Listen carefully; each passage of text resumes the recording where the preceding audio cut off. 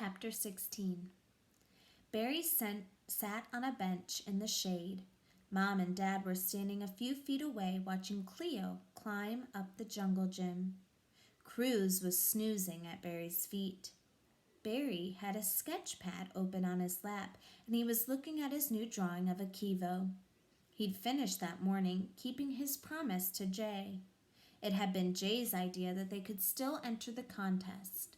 Jay had even called the acclaim offices from his grandma's house in Birmingham. "I told them the whole story," he said. "The man said we can still enter, and they want to meet you." Barry wasn't surprised to hear that. Even 4 weeks later, Katrina was the biggest story in the country. Every time Barry turned on the TV or got into a taxi with Mom and Dad, another voice was talking about the hurricane. "This is the worst disaster ever to hit America. This is a national tragedy. A great American city has been destroyed." And everyone wanted to hear their story. The kids at Barry's new school, the man who made their sandwiches at the deli on the corner, strangers who overheard Mom talking at the bank, they all wanted to know about Katrina. They listened with wide eyes, and then they all said pretty much the same thing. They said the Tuckers were lucky. Barry knew that was true. Mom said it was a miracle that they'd found Barry on the bridge. Some families had been separated for days or weeks. Some still hadn't found each other. And of course, there were people who had died, more than 1,000. They were still finding bodies in attics. Barry had nightmares about the storm. He didn't sleep much.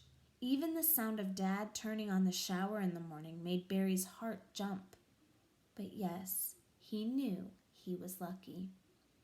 Luckier than the tens of thousands of people who'd been stranded for days in the hot and terrifying Superdome, or the people who'd been stuck on bridges and highways and rooftops. The Tuckers hadn't gone to the Superdome. They had gone to the Lightnings. They'd stayed with Dave for 2 days and then caught a bus to Houston. Dave boarded up the club and went to Baton Rouge. By then, even he realized that the city wasn't safe.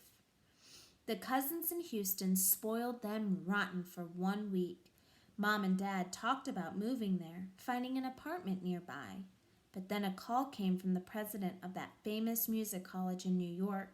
There was a job for Dad if he wanted, teaching about New Orleans music. There was an apartment, too, with furniture and room for the whole family. A week later, they were there. Cruz, too. He was part of the family now. The Red Cross had helped Dad track down Abe and his grandma in Little Rock, Arkansas. Abe and Barry had talked on the phone, and Abe, the old Abe, had asked Barry if he would keep Cruz. "He's not a killer," Abe said. "I figured that." They had a good laugh. And they cried a little, too, when they talked about their neighborhood. Barry hoped he would see Abe again one day.